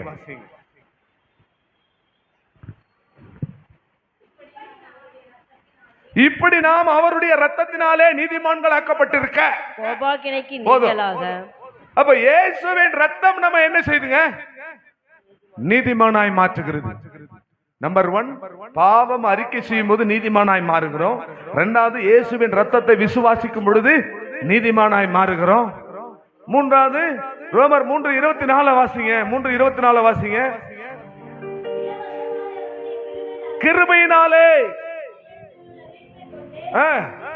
இப்ப கிருபையினால நீதிமான்களாக்கப்பட்டிருக்கிறீங்க. ஒரு கிரேஸ், அன்மெரிட்டட் கிரேஸ், தகுதியில்லாத நமக்கு தேவன் பாராட்டுகிற இரக்கம், தகுதியில்லாத இரக்கத்தினால, கிருபையினால, தயவுனால நம்ம நீதிமானா இருக்கிறோம். நான் என்னுடைய கிரியைகளினால நான் நீதிமானா இல்ல. அல்லேலூயா. என்னுடைய நீதி எல்லாம் அழுக்கான கந்தையா இருக்கிறது. கர்த்தருக்கு ஸ்தோத்திரம். நம்ம அதனால இப்போ நீதிமானா இருக்கிறோம் அவருடைய கிருபையினால. ரோமர் 5:1 விசுவாசத்தினால நீதிமானா இருக்கும். ரோமர் 8:30 அழைத்த அழைப்பு. தேவன் எவர்களை முன்குறித்திருக்கிறாரோ அவரை என்ன செய்திருக்கிறாரு? அழைத்தும் இருக்கிறார். யாரை தேவன் அழைத்திருக்கிறாரோ அவரை நீதிமான்களாக்கி இருக்கிறார். அவர் அழைத்த அழைப்பு நம்ம நீதிமானாக்குகிறது. எனக்கு என்ன டவுட்னா, நமக்கு முன்னாடி ஓடி ஓட்டத்தை முடிச்ச அநேகரை நாம் பார்க்கிறோம். அவங்க எல்லாருமே இயேசுவின் ரத்தமே அவர்களை நீதிமான்களாக்க போதுமானதாக இல்லை, காணப்படவில்லை. இயேசுவின் ரத்தத்தினால கழுவப்பட்டது உண்மைதான். ஆனாலும் தன்னுடைய ஓட்டம் முடியும் போது நீதிமான்களாக ஓட்டத்தை முடிக்க முடியவில்லை. காரணம் என்ன? ரொம்ப டஃப்ங்க இந்த சப்ஜெக்ட். கர்த்தருக்கு ராகாப் என்கிற அந்த சகோதரியை நாம் அறிவோம். ராகாப்பை நீதி உள்ளவள் என்று வேதம் சொல்லுகிறது. என்னைக்கு நான் அந்த ராகாப்பினுடைய காரியத்தை நான் உணர்ந்து கொண்டேனோ அன்னையிலிருந்து அவர்களை நான் வேசி விபசாரின் பிரசங்கம் பண்றதே கிடையாது. ஆமென் சொல்லுங்களேன். அல்லேலூயா. எல்லாரும் ராகாப் வேசி பிரசங்கம் பண்றாங்க. நான் சொல்லவே மாட்டேன். ஏனென்று சொன்னால் பிரியமானவர்களே, ராகாப் அப்படிப்பட்ட பாவத்தில் இருந்தவள் தான். அந்த எரிகோ கோட்டையின் மீது அவள் செய்த பாவம் பயங்கரமான ஒரு பாவம். ஆனால் அவங்க என்ன செய்யறாங்க? தன்னுடைய கிரியைகளினாலே தன்னை அவள் நீதிமானாக்கி கொண்டாள் என்று யாக்கோபினுடைய நம்ம நிருபத்தில் நாம் வாசிக்கலாம். பிரியமானவர்கள், பின்பதாக அந்த வசனத்தை நான் சொல்லுகிறேன். கர்த்தருக்கு ஸ்தோத்திரம். நீ வாசிங்க. யாக்கோபு 2ஆம் அதிகாரம் 25வது வசனத்தை வாசிங்க. அந்தபடி ராகாப் என்கிற ஸ்திரீயோ தூதர்களை ஏற்றுக்கொண்டு வேறு வழியாய் அனுப்பி விட்டதினால கிரியைகளினால் அல்லவோ நீதிமானாக்கப்பட்டால். பிரியமானவர்களே, நாம் இயேசுவின் ரத்தத்தினால் கழுவப்பட்டது உண்மைதான். நாம் பாவ அறிக்கை செய்தது உண்மைதான். நாம் விசுவாசத்தினாலே நீதிமான்களாக இருக்கிறோம் உண்மைதான். அவருடைய அழைப்பு நம்மை நீதிமானாக்கி இருக்கிறது உண்மைதான். ஆனால் இவைகள் எல்லாவற்றுக்கும் நாம் நம்முடைய கிரியைகளினாலே ஒவ்வொரு நாளும் நீதிகரித்து கொண்டு நாம் என்ன செய்யணும்? முன்னேறி கொண்டே அவருடைய வார்த்தை பிடித்துக் கொண்டு என்ன செய்யணும்? முன்னேறி கொண்டே போக வேண்டும். பிரியமானவர்களே, ஆதியாகமம் 13ஆம் அதிகாரம் 13வது வசனத்திலே சோதோம் கொமோராவின் ஜனங்களை பொல்லாதவர்கள் என்று வேதம் சொல்லுகிறது. மத்தேயு 12ஆம் அதிகாரம் 34வது வசனத்திலே விரியன் பாம்பு குட்டிகளே என்று சொல்லி ஒரு குறிப்பிட்ட கூட்டத்தாரை பொல்லாதவர்கள் என்று அங்கே யோவான் ஸ்நானகன் சொல்லுகிறார். 1 கொரிந்தியர் 5ஆம் அதிகாரம் 13வது வசனத்திலே வேசித்தனத்தினால் நிறைந்திருக்கிறவர்களை பொல்லாதவர்கள் என்று வேதம் சொல்லுகிறது. 2ஆம் தெசலோனிக்கேயர் 3ஆம் அதிகாரம் 2வது வசனத்திலே 2ஆம் தெசலோனிக்கேயர் 3ஆம் அதிகாரம் 2வது வசனத்திலே துர்க்குணம், ஜென்ம சுபாவம் இது எல்லாம் பொல்லாதவர்கள் என்று வேதம் சொல்லுகிறது. ஆனால் பாவ அறிக்கை செய்து அவருடைய ரத்தத்தினால கழுவப்பட்டு நம்ம விசுவாச ஜீவியத்துக்குள்ள வந்து அவருடைய கிருபையினாலே நாம் நீதிமான்களாக்கப்பட்டு அவருடைய அழைப்பினால நாம் நீதிமான்களாக்கப்பட்டு ஒவ்வொரு நாளும் நம்முடைய கிரியைகளினாலே நம்மை நீதிகரித்துக் கொள்ளும் பொழுது நாம் நீதி உள்ளவர்களாய் மாறுகிறோம். நாம் நீதிமான்கள் என்கிற இடத்துல வருகிறோம். ஒவ்வொரு நாளும் முடிவு பரியந்தம் நிலைத்திருக்கிறவங்க ரட்சிக்கப்படுவான். ஏதோ ஒரு நாள்ல வந்து நீங்க மனம் திரும்பி ஞானஸ்நானம் பெற்றதுனால ரட்சிக்கப்பட்டவர்களாக ஆக முடியாது. ஒரு நாள் வந்த இயேசுவை தெய்வம் என்று இருந்தா ஞானஸ்நானம் எடுத்துக்கொண்டு நான் பரலோகம் போயிடுவேன். நோ, ஒவ்வொரு நாளும் ரட்சிக்கப்பட வேண்டும். அனுதினமும் ரட்சிக்கப்பட வேண்டும். முடிவு பரியந்தம் நிலைத்திருக்கிறவனே ரட்சிக்கப்படுவான். ஆகவே பிரியமானவர்களே, நாம் ஒவ்வொரு நாளும் நம்முடைய கிரியைகளினாலே, தெய்வீக கிரியைகளினாலே நம்மை நீதிகரித்துக் கொண்டு நாம் நீதிமான்களாய் இந்த உலகத்தில் வாழ நாம் பிரயாசப்பட்டு முயற்சி செய்யும் பொழுது அந்த வலையிலே நாம் நீதிமான்களாய் சிக்கி இருப்போமானால் கர்த்தர் அந்த வலையை இழுக்கும் பொழுது அதிலே நீதி உள்ளவர்களாய் நீங்கள் காணப்படுவீர்கள். நீங்கள் களஞ்சியத்திலே சேர்க்கப்படுவீர்கள், நீங்கள் அந்த கூடையிலே சேர்க்கப்படுவீர்கள், நீங்கள் பரலோகத்திலே சேர்க்கப்படுவீர்கள். ஆகவே வலையை இழுக்கும்படி தேவன் என்ன செய்கிறார்? வருகிறார். அல்லேலூயா, அல்லேலூயா. மூன்றாவதாக ஆண்டவர் எதற்காக வருகிறார்? மத்தேயு 18ஆம் அதிகாரம் 23வது வசனம். இதை மாத்திரம் நான் சொல்லுகிறேன். 4 காரியங்களை சொல்ல வேண்டும் என்று நினைத்தேன்.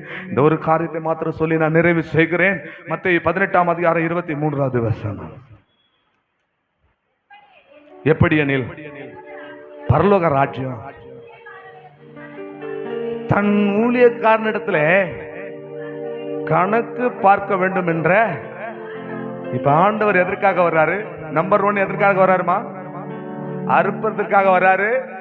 2வது வலையை இழுப்பதற்காக வர்றாரு. இப்ப 3வது கணக்கு பார்க்க முடியாது வருகிறார். அல்லேலூயா. ஹலோ மை டியர் ஃப்ரெண்ட்ஸ், எல்லாவற்றுக்கும் நம்ம என்ன செய்ய வேண்டும்?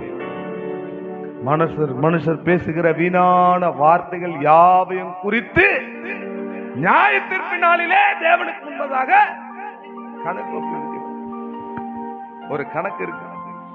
நம்ம நினைச்சிட்டு இருக்கிறோம். கர்த்தருக்கு ஸ்தோத்திரம். நீங்க இந்த அதிகாரம் முழுவதும் நீங்க வாசித்து பார்த்தீங்கன்னா முதல்ல கணக்கு கேட்பாரு, கணக்கு பார்ப்பாரு. அதுல கடன் வாங்கினவர்கள், கடன் கொடுத்தவர்களுடைய லிஸ்ட் வருது.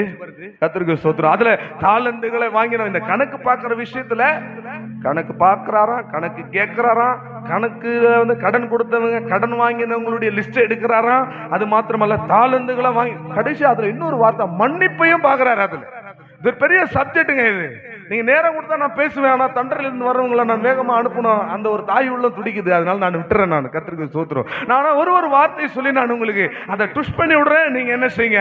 அதை போய் கலரி நல்லா பாருங்க. அந்த வேதத்தை அலசி ஆராய்ந்து பாருங்க பிரியமானவர்களே. பாரு, கணக்கு கேட்பாரு. எல்லாத்துக்கும் கணக்கு உண்டு. காசு வாங்குறமே, சம்பளம் வாங்குறமே, ஐஸ்வர்யம் வருதே, அதுல ஒரு கணக்கு உண்டு. அல்லேலூயா. அதனால தான் இந்த மீட்டிங்கு கூட யாராவது ஆஃபரிங் காமிச்சாங்கன்னா அடுத்த நிமிஷம் இம்மிடிட்டாங்க எங்க பொருளாளருக்கு போயிடுதாங்க. ஏன்னா அந்த கணக்கு அவங்க என்ன செய்யட்டும், ஒப்புவிக்கட்டும். அல்லேலூயா. யாராவது காணிக்கை கொடுத்தாங்கன்னா அதை வாங்கறதுக்கு கொஞ்சம் பயமா இருக்கு. நம்ம என்ன செய்யணும்? அதுக்கு கணக்கு கொடுக்கணும்.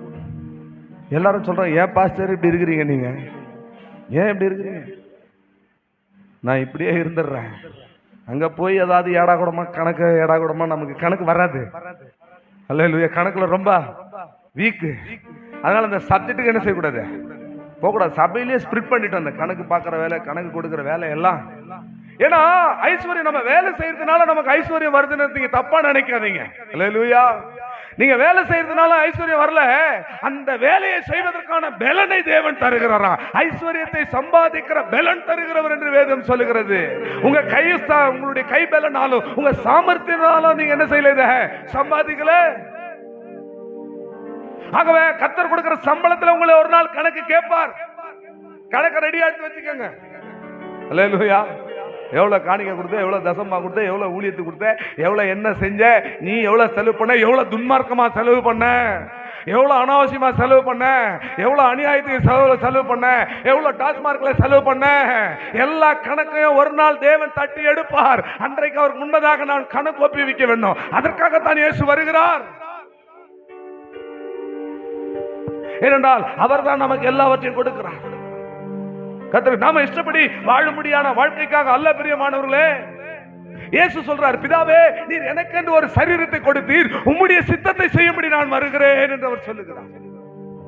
ஆகவே வாலிப பிள்ளைகள் எல்லாரும், வயோதிபர்கள், விசுவாசிகள், சகோதர சகோதரிகள் எல்லாரும் கவனமாய் நீங்கள் கேளுங்கள் பிரியமானவர்களே. அறியாமை உள்ள காலங்களிலே தேவன் காணாதவரை போல இருந்தார். ஆனால் இப்பொழுது எங்கும் உள்ள ஜனங்கள் மனம் திரும்ப வேண்டும் என்று அவர் கட்டளையிடுகிறார். ஆகவே எல்லாவற்றுக்கும் ஒரு கணக்கு உண்டு. வாலிப சகோதரனே, உன்னை குறித்து ஒரு கணக்கை தேவன் கேட்பார். அருமையான சகோதரியே, தாயா, தகப்பனே, உங்க கணக்கை நீங்கள் சரி பாருங்க. கணக்கு பார்க்கிற ஒரு காலம் உண்டு. இயேசு வரும்போது கணக்கு கேட்பார், கணக்கு பார்ப்பார். அதுல கடன் வாங்கினவனுடைய கணக்கை பார்ப்பார். கடன் கொடுத்தனுடைய கணக்கை பார்ப்பார். பூமியில எந்த கடனும் இல்லாதபடி நீங்கள் பார்த்துக் கொள்ளுங்கள். அல்லேலூயா. பூமியில எந்த கடனும் இல்லாதபடி பார்த்துக் கொள்ளுங்கள்.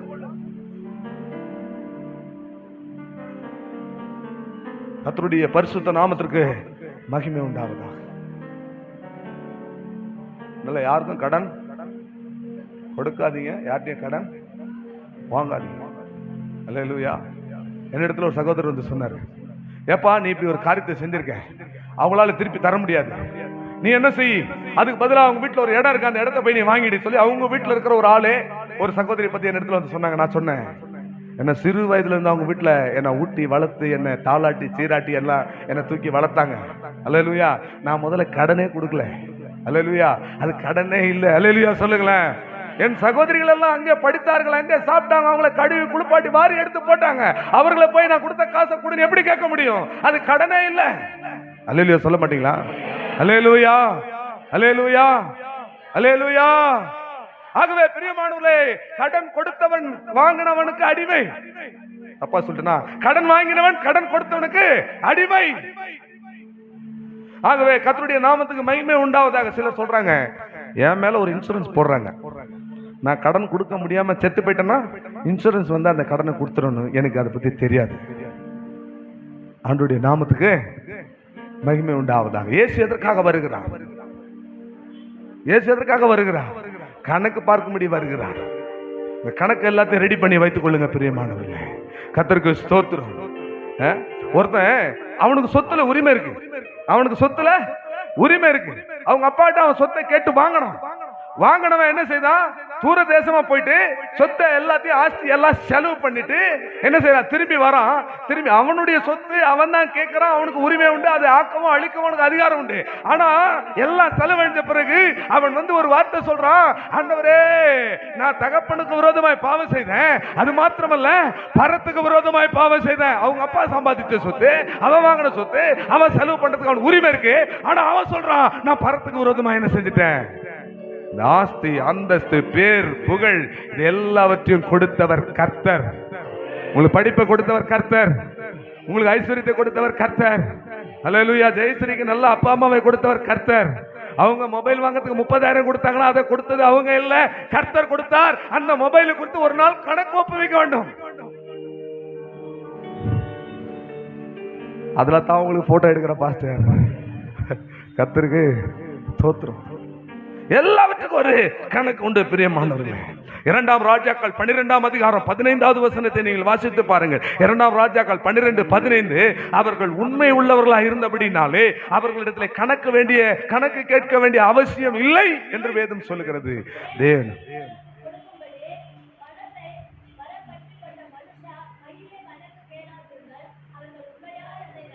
கர்த்தருக்கு ஸ்தோத்திரம். எங்க சபையில் இருக்கிறவங்க எல்லாரும் உண்மையாய் அதை நடப்பிக்கிறார்கள். அதை குறித்து நாங்கள் பயப்பட வேண்டியதே இல்லை. அல்லேலூயா. சபையில் இருந்தாலும் வீட்லயும் உண்மையாய் இருப்பார்கள் என்று விசுவாசிக்கிறேன். ஆண்டவருடைய நாமத்துக்கு மகிமை உண்டாவதாக. லூக்கா 16 அதிகாரம் 2வது வசனம். அப்போது எஜமான் அழைத்து வந்து அவனுடைய உக்கிரக்காரனை நோக்கி, உன்னுடைய கணக்கை ஒப்புவி என்று கேட்டான். கர்த்தர் உங்களிடத்துல என்ன கொடுத்தாரோ அதை குறித்து என்ன செய்யணும்? தாளந்துகளை கொடுத்தா என்ன செய்யணும்? ஒப்புவிக்கணும். அல்லேலூயா, அல்லேலூயா. ரோமர் 14:12 நீங்கள் வாசித்து பாருங்கள். ஒவ்வொருவரும் தன்னை குறித்து தேவனுக்கு என்ன செய்ய வேண்டும்? கணக்கு ஒப்புவிக்கணும். உங்களை குறித்து தேவனுக்கு என்ன செய்யணும்? கணக்கு ஒப்புவிக்கணும். மத்தேயு 12:36 மனுஷர் பேச வீணான வார்த்தைகள் யாவையும் குறித்து தேவன் கணக்கு கேட்பார், கணக்கு கொடுக்கணும். கர்த்தருக்கு ஸ்தோத்திரம். பாருங்க, கடன் வாங்கினவன் அவனுடைய கடனை கேட்கறதுக்கு வரான், அவன் கணக்கு கேட்கிறான், அவனுக்கு கணக்கு என்ன செய்யணும்? கொடுக்கணும். அல்லேலூயா. கடன் கேட்ட ஒரு தீர்க்கதரிசி ஒபதியாவினுடைய மனைவி, சரித்திரத்துல இல்ல, பைபிள்ல இல்ல, சரித்திரத்துல சொல்றாங்க. ராஜாக்களுடைய புஸ்தகத்துல தீர்க்கதரிசிகளில் புத்திரருடைய மனைவி அவ என்ன செய்யறா? கடன்ல பாதிக்கப்பட்ட போது கடன்காரன் வந்து ஒரு 2 ஆண் பிள்ளைகளை என் வீட்டுக்கு அனுப்பு, நீ எப்ப கடத்தை கொடுக்குறியோ அப்ப நான் என்ன செய்யறேன்? திருப்பி அனுப்புறேன். அந்த தீர்க்கதரிசிகளின் புத்திரருடைய மனைவி ஒபதியாவினுடைய மனைவி என்று சொல்றாங்க. அந்த தீர்க்கதரிசி ஒபதியா அவர் என்ன பண்ணாரு? மீட்டிங் நடத்தினார். எலியாவை வச்சு எலிசாவை வச்சு மீட்டிங் நடத்தினாரு. எல்லாம் கடன் வாங்கி நடத்தினார். அதனால இவர் கடன்காரன் ஆயிட்டாரு. கர்த்தருக்கு ஸ்தோத்திரம். ஆனா தீர்க்கதரிசி என்ன சொல்றான்? நீ எல்லாத்தையும் வித்து கடனை கொடுத்து மீதம் இருக்கிறத கொண்டு நீ என்ன செய்? ஜீவனம் பண்ணு. சகோதரி, கர்த்தர் தீர்க்க தரிசனமா பேசுறாரு. எல்லாவற்றையும் விடுத்து கொடுத்து மீதம் இருக்கிறத வச்சு ஜீவனம் பண்ணு. கர்த்தர் உன்னை பயன்படுத்துவார். அல்லேலூயா சொல்லுங்களேன். அல்லேலூயா, அல்லேலூயா, அல்லேலூயா. கர்த்தருடைய நாமத்திற்கு மகிமை உண்டாவதாக. அது மாத்திரமல்ல, ஒருத்தன் கடன் வாங்கினா அவனால திருப்பி தர முடியல. அதனால அவன் எஜமான் என்ன செய்துட்டாரு? அவனை மன்னிச்சு விட்டுட்டாரு. நான் பிரேமா சிஸ்டர் கிட்ட வந்து ஒரு 1 லட்சம் ரூபாய் வாங்கியிருந்தேன், என்னால திருப்பி தர முடியல, அதனால சரி போயிடுச்சு, இப்போ ஊழியக்காரன் ஆயிட்டா போன விட்டுட்டாங்க, ரொம்ப சந்தோஷமா வந்தேன். என்கிட்ட ஒருத்தன் ஒரு 5000 ரூபாய் வாங்கியிருந்தான். நான் என்ன பண்ணிட்டேன்? அவனை கழுத்தை பிடிச்சி நெரிச்சு, எப்படா கொடுப்ப, எப்ப தருவ, அவனை போட்டு நெருக்கிறேன். இது கடனை மன்னிச்சார் பாருங்க, அவருக்கு போச்சு. அவர் என்ன செய்தார் தெரியுங்களா? அவனை கொண்டு வந்து, நான் உனக்கு எவ்வளவோ மன்னிச்சுட்டேன், 1 லட்சம் ரூபாய் நான் மன்னிச்சுட்டேன், நீ 5000 ரூபாய் ஒருத்த கழுத்தை நெருக்கிறிய. இவனை எடுத்து எங்க தெரியுமா கொடுத்தாரு? உபாதிக்கிறவருடைய கையில கொடுத்தாராம். டார்ச்சர் பண்றவங்க கையில கொடுத்துட்டாங்க பனிஷ்மெண்ட். அல்லேலூயா. அப்படியானால் ஆண்டவர் வரும் பொழுது கணக்கு கேட்பார். அதுல நம்ம மன்னிக்கிற சுபாவத்தையும் அவர் பார்க்கிறார். அல்லேலூயா. நம்ம தேவன் என்ன செய்யற? நம்முடைய குணத்துல என்ன மன்னிக்கிற குணம் இருக்கிறதா என்று அவருடைய வருகையில் நம்மை பார்ப்பார். ஒரு சாட்சி நான் கேள்விப்பட்டேன். ஒரு குறிப்பிட்ட பட்டணத்துல ஊழியம் செய்யும்படி ஒரு மிஷனரி தன்னுடைய மனைவியோடு கூட சேர்த்து என்ன செய்தார்? அவர் ஊழியத்துக்கு போனாரு. அந்த கிராமத்துல போய் ஊழியம் செய்து கொண்டிருந்தார் வடநாட்டுல. அங்க ஒரு பெரிய குளம் இருந்தது. அங்க 2 பிள்ளைகளும் 1 by 1 பிறந்தாங்க. அந்த பிள்ளைகள் எல்லாம் ஓடி ஆடி விளையாடும் பொழுது கிறிஸ்துவை வெறுக்கிற ஒரு நபர், அந்த ஊர்ல இருக்கிற ஒரு நபர், இந்த 2 பிள்ளைகளையும் எடுத்து என்ன செய்தாராம்? அந்த குளத்துல மூழ்கடிச்சு கொன்று போட்டாராம். கொன்று போட்டார். நம்மளாம் என்ன செய்வோம்? பழிக்கு பழி வாங்குவோம். இல்லனா இனிமே இங்க இருக்க தேவையில்ல, நம்ம எங்கேயாவது என்ன செஞ்சிருவோம்? ஓடிடுவோம். ஆனா அந்த மிஷனரியும் அந்த அம்மாவும், எவன் இந்த பாவத்தை செய்தானோ அவங்களை நாங்க மனப்பூர்வமா மன்னிக்கிறோம் சொல்லி அவங்க வைராக்கியமா நின்று அதே குளத்துல அவன் பிள்ளைகளை கொன்னவனுக்கு ஞானஸ்தானம் கொடுத்தாங்க. அல்லேலூயா. அந்த மன்னிக்கிற கர்த்தர் பேசுறாருங்க இன்னைக்கு. மன்னிக்கிற சுபாவம் யாருக்கு இருக்குதோ அவனை சேர்க்கும்படியாக கர்த்தர் வர்றாரு.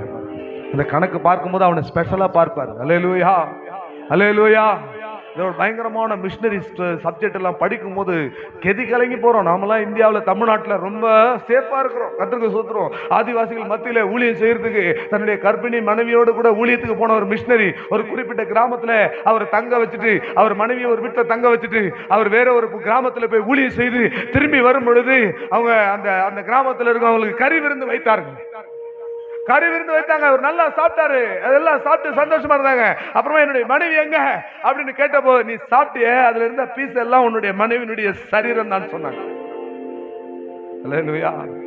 அந்த ஊரை விட்டு போல, அந்த கிராமத்தை விட்டு போல, அந்த தேசத்தை விட்டு போல, இந்த தேசத்துல இந்த ஜனங்களுக்காக கிறிஸ்துவை அறிவிக்கும்படியாக அவர்கள் எல்லாரையும் மன்னித்து அதே ஊர்ல இந்த காரியத்தை யார் செய்தானோ அவனை கிறிஸ்துக்குள் வழி நடத்தி அவனுக்கு ஞானஸ்தானம் கொடுத்தான். இவ்வளவு நான் சொல்றதுல உங்களால் ஏற்றுக்கொள்ள முடியாது. நீங்க கண்டு உணர்ந்த ஒரு விஷயத்தை சொல்றேன், மன்னிப்பின் அனுபவத்தை. ஆஸ்திரேலியால இருந்து வந்த மிஷனரி தன்னுடைய மகன் 2 பிள்ளைகள், பிலிப்பு தீமோத்தேயு 2 பேர் 12 7 வயது 2 பிள்ளைகளை கார்ல வச்சு என்ன செய்தாங்க? முதலாவது கொளுத்தினாங்களே, ஈட்டினால் அவர்களை முதலாவது குத்தினார்கள், 2வது கொளுத்தினார்கள். நான் முடித்து விடுகிறேன் 5 நிமிஷத்துல. அந்த அம்மா என்ன சொன்னாங்க தெரியுங்களா? ஆண்டவர் மன்னிக்க சொன்னார், அவர்களை மன்னிக்கிறேன் என்று சொன்னாங்க. இவர்களை சேர்க்கும்படியாக தான் இயேசு கிறிஸ்து வராரு. இந்த மன்னிப்பின் கணக்கை ஆண்டவர் என்ன செய்றாரு? பார்க்கிறார். நான் எல்லாரும் எந்திரிக்க ஆரம்பிக்கிறதுனால நான் முடிச்சிடுறேன். கர்த்தருக்கு ஸ்தோத்திரம். ஒரே ஒரு வசனத்தை சொல்றேன். 4வது பாயிண்ட், ஒரே ஒரு வசனத்தை சொல்றேன். எதற்காக இயேசு வராரு? மத்தேயு 20ஆம் அதிகாரம் 8வது வசனம். மத்தேயு 20ஆம் அதிகாரம் 8வது வசனம்.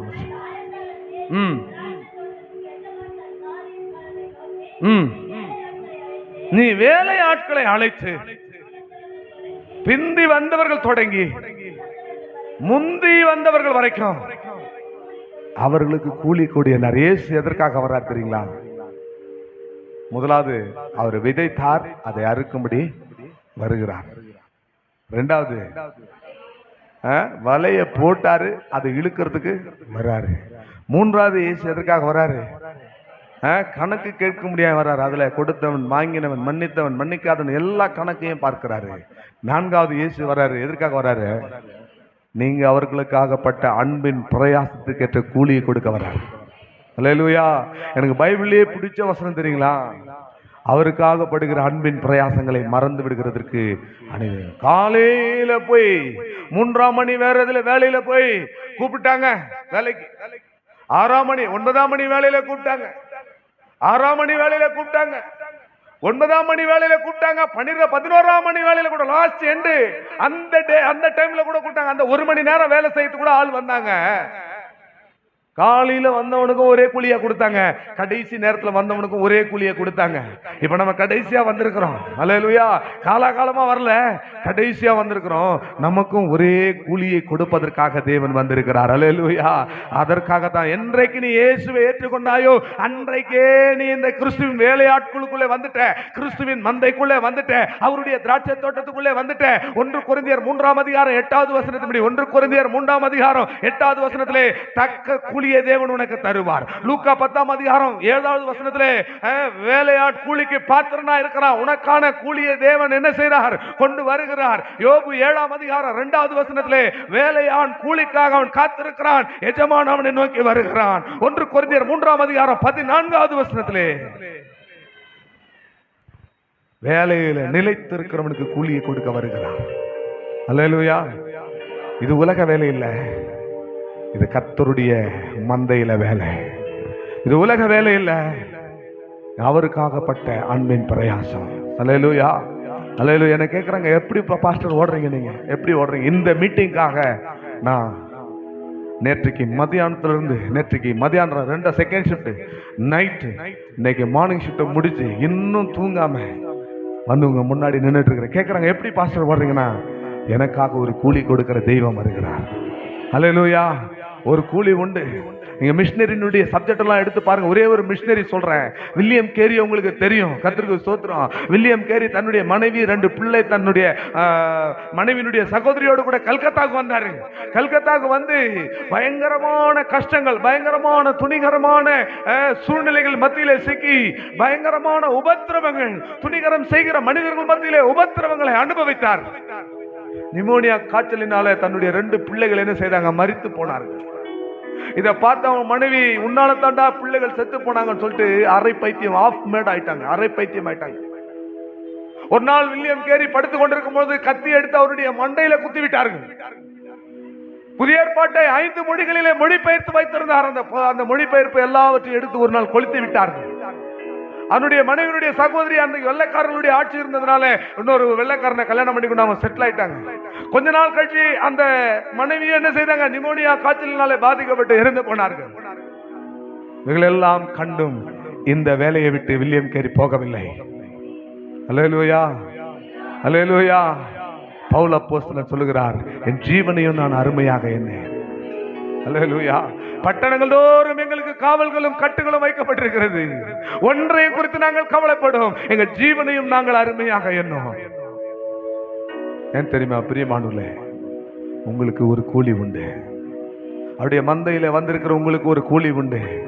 அந்த கூலியை கொடுக்கும்படியாகத்தான் நம்முடைய எஜமான் வருகிறார். அல்லது அவர் விதைத்தார், விதைத்ததை அறுக்கும்படி வருகிறார். ஒரு வலையை போட்டார், வலையிலிருந்து மீன்களை எடுக்கும்படியாய் வருகிறார். அல்லேலூயா. அல்லேலூயா. கணக்கு பார்க்கும்படி வருகிறார், கூலி கொடுக்கும்படி வருகிறார். ஆவியும் மனவாட்டியும் வா என்கிறார்கள், கேட்கிறவனும் வா என்கிறான். கர்த்தராகிய இயேசுவே வாரும் என்று சொல்லி கேட்போமா? எல்லாரும் எழுமே நின்று, ராஜா வருகிறார் ஆயத்தமாவோ, இயேசு வருகிறார் எதிர்கொண்டு செல்லுவோம். ராஜா வருகிறார் ஆயத்தமாவோ, இயேசு வருகிறார் எதிர்கொண்டு செல்லுவோம். பள்ளங்கள் எல்லாம் நிரம்பிட வேண்டும், மலைகள் குன்றுகள் தகர்ந்திட வேண்டும். தோணலானவை சமமாகணும், கரடானவை சமமாகணும். பாடுவோமா? ராஜா வருகிறார் ஆயத்தமாவோ, ராஜா வருகிறார் ஆயத்தமாவோ, இயேசு வருகிறார் எதிர்கொண்டு செல்லுவோம். இயேசு வருகிறார் எதிர்கொண்டு செல்லுவோம். ராஜா வருகிறார் ஆயத்தமாவோ, ராஜா வருகிறார் ஆயத்தமாவோ, இயேசு வருகிறார் எதிர்கொண்டு செல்லுவோம், இயேசு வருகிறார் எதிர்கொண்டு செல்லுவோம், ராஜா வருகிறார் ஆயத்தமாவோ, இயேசு வருகிறார், இயேசு வருகிறார், நீதி உள்ள நியாயாதிபதியாய் வருகிறார், நீதி உள்ள நியாயாதிபதியாய் அவர் வருகிறார், இயேசு வருகிறார் எதிர்கொண்டு செல்லுவோம். நல்ல கனிகொடா மரங்கள் எல்லாம் வெட்டுண்டு அக்கினியில் போடப்படும், நல்ல கனிகொடா மரங்கள் எல்லாம் வெட்டுண்டு அக்கினியில் போடப்படும், ராஜா வருகிறார் ஆயத்தமாவோ, ராஜா வருகிறார் ஆயத்தமாவோ, இயேசு வருகிறார் எதிர்கொண்டு செல்லுவோம், இயேசு வருகிறார் எதிர்கொண்டு செல்லுவோம், ராஜா வருகிறார் ஆயத்தமாவோ, ராஜா வருகிறார் ஆயத்தமாவோ, இயேசு வருகிறார் எதிர்கொண்டு செல்லுவோம், இயேசு வருகிறார் எதிர்கொண்டு செல்லுவோம். கோதுமையை பிரித்து களஞ்சியத்தில் சேர்த்து, கோதுமையை பிரித்து களஞ்சியத்தில் சேர்த்து, பதரையோ அக்கினியால் சுட்டெரிப்பாரே,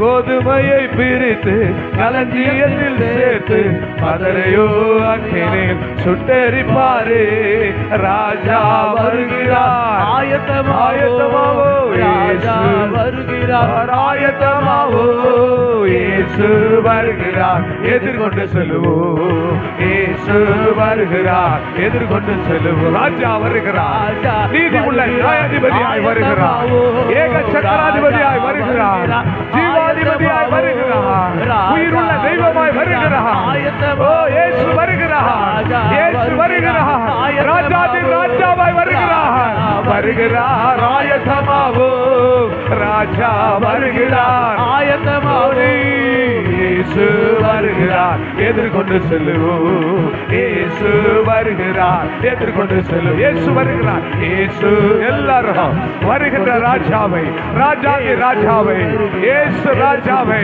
வரவேற்போம், இயேசு வருகிறார் எதிர்கொண்டு செல்லும், கண்களை மூடி இயேசு வருகிறார் எதிர்கொண்டு செல்லுவோம், ராஜா வருகிறார் ஆயத்தமாவோ, ராஜா வருகிறார் ஆயத்தமாவோ, இயேசு வருகிறார் எதிர்கொண்டு செல்லுவோம், இயேசு வருகிறார் எதிர்கொண்டு வல்லமை வல்லமை, இயேசு வருகிறார் எதிர்கொண்டு செல்லுவோம், இயேசு வருகிறார் எதிர்கொண்டு செல்லும், ராஜா வருகிறார், ராஜா வருகிறார் ஆயத்தமாவோ, ராஜா வருகிறார் ஆயத்தமாவோ, இயேசு வருகிறார் எதிர்கொண்டு செல்லுவோம், இயேசு சொன்னவர் சீக்கிரம் வருகிறார், அவர் தாமதிக்கவில்லை, இதோ மாரநாதா இயேசு வருகிறார், மாரநாதா இயேசு வருகிறார், சிலுவையிலே அறையப்பட்டவராய் அல்ல, ஜீவாதிபதியாய் வருகிறார், முள்கிரீடம் வைத்தவராக அல்ல, அவர் ஜீவ கிரீடம்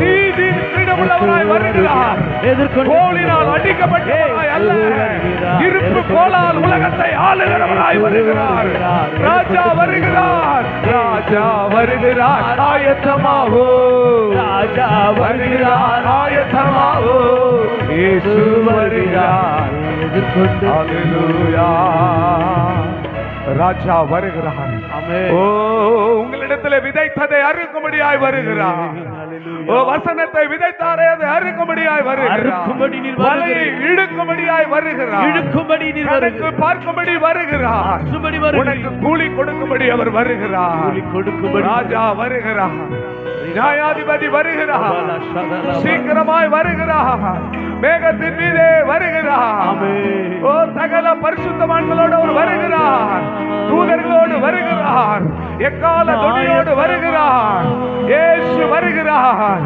இயேசு நியாயம் விசாரிக்கும்படி வருகிறார், ஹல்லேலூயா ஹல்லேலூயா வருகிறார், அவரை வரவேற்போம், ஆவியும் மனவாட்டியும் வா என்கிறார்கள், கேட்கிறவனும் வா என்று சொல்லட்டும், கர்த்தராகிய இயேசுவே வாரும், கர்த்தராகிய இயேசுவே வாரும், இயேசுவே வாரும், இயேசுவே வாரும், பள்ளங்கள் எல்லாம் நிரம்பிட வேண்டும், மலைகள் குன்றுகள் தகர்ந்திட வேண்டும், கோணலானவை நேராகணும், கரடானவை சமமாகணும். எல்லாரும் சேர்ந்து பள்ளங்கள் எல்லாம் நிரம்பிட வேண்டும், மலைகள் குன்றுகள் அகன்றிட வேண்டும், கோணலானவை நேராகணும், கரடானவை சமமாகணும். ராஜா வருகிறார் ஆயத்தமாவோ, ராஜா வருகிறார் ஆயத்தமாவோ, இயேசு வருகிறார் எதிர்கொண்டு செல்லுவோம், இயேசு வருகிறார் எதிர்கொண்டு செல்லுவோம்.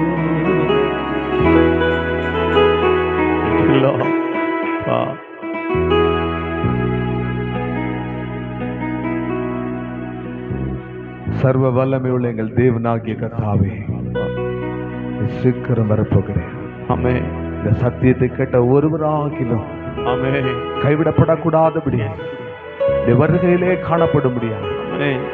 30 அல்ல ஆண்டவர், 60 அல்ல, 100 மடங்கு பலன் கொடுத்தவர்களாக இந்த சத்தத்தை கேட்டவர்களை மாற்றுவாங்க.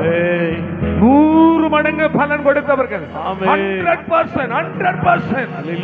ஆண்டவரே, உமக்கு முன்பதாக நிற்கிறவர்களாய் மாற்றுவாங்க. அவருடைய கணக்குகள் எல்லாம் சரியானவைகளாய் இருக்கட்டும். ஆண்டவரே, ஆண்டவரே, நாங்கள் வலையிலே ஆண்டவரே அப்படி ரத்தத்தினால, விசுவாசத்தினால, கிருபையினால, நீர் அழைத்த அழைப்பினால ஆண்டவரே நாங்கள் கிரியை செய்து எங்களை நீதிமான்களாய் ஆண்டவரே காத்துக்கொள்ளும். ஆண்டவரே, இந்த வருகையில காணப்படுவது விஷயம் ஆண்டவரே, நாங்கள் உமக்காகப்பட்ட அன்பின் பிரயாசங்களுக்கு ஆண்டவரே நீர் அதை மறந்து விடா. நீதி உள்ள தெய்வம் அல்ல. நிச்சயமாக எங்களுக்கு ஒரு கூலி உண்டு. நிச்சயமாக எங்களுடைய கூலியை நீர் எங்களுக்கு தருவீர்.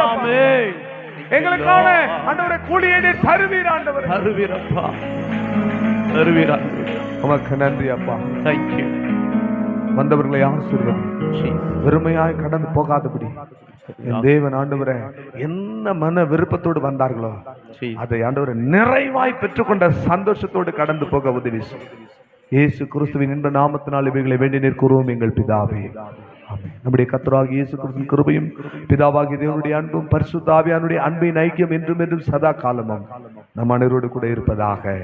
யாவரும் சேர்ந்து என் ஆத்துமாவே கர்த்தரை ஸ்தோத்திரி, என் முழுவலுமே பரிசுத்த நாமத்தை ஸ்தோத்திரி, என் ஆத்துமாவே கர்த்தரை ஸ்தோத்திரி, அவர் செய்த சகல உபகாரங்களை மறவாதே. அவன் பலத்தை இடி முழக்கமாக ஒரு அல்லேலூயா சொல்லுவோம். அல்லேலூயா, அல்லேலூயா, அல்லேலூயா, அல்லேலூயா, அல்லேலூயா, அல்லேலூயா. கர்த்தர் உங்களை ஆசீர்வதிப்பார்.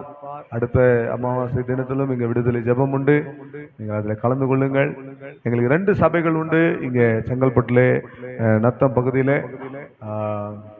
பழைய பேருந்து நிலையம் அருகில், அந்த கணபதி தியேட்டர் அருகில நீங்க வந்து கவுன்சிலர் மூர்த்தி வீடு கேட்டீங்கன்னா அங்க எங்களுடைய சபை உண்டு. அதுபோல இந்திரா நகர் லேடிஸ் ஹாஸ்டல் பக்கத்துல, லா காலேஜ் ஹாஸ்டல் லேடிஸ் ஹாஸ்டல் பக்கத்துல எங்களுக்கு சபை உண்டு. வேற சபைகளுக்கு போகாதவர்கள் சத்தியத்தை கேட்க விரும்பினால் எங்களுடைய சபையில நீங்கள் வந்து கலந்து கொள்ளலாம். ஒருவர் வாழ்த்தி சமாதானத்தோடு கடந்து வாருங்கள். விசுவாசம் இல்லாமல் எந்தன் வாழ்வு உமக்கென்றும் பிரியம் இல்லை. பரிசுத்தம் இல்லாமல் உந்தன் முகத்தை தரிசிக்க வழியே இல்லை. விசுவாசம் இல்லாமல்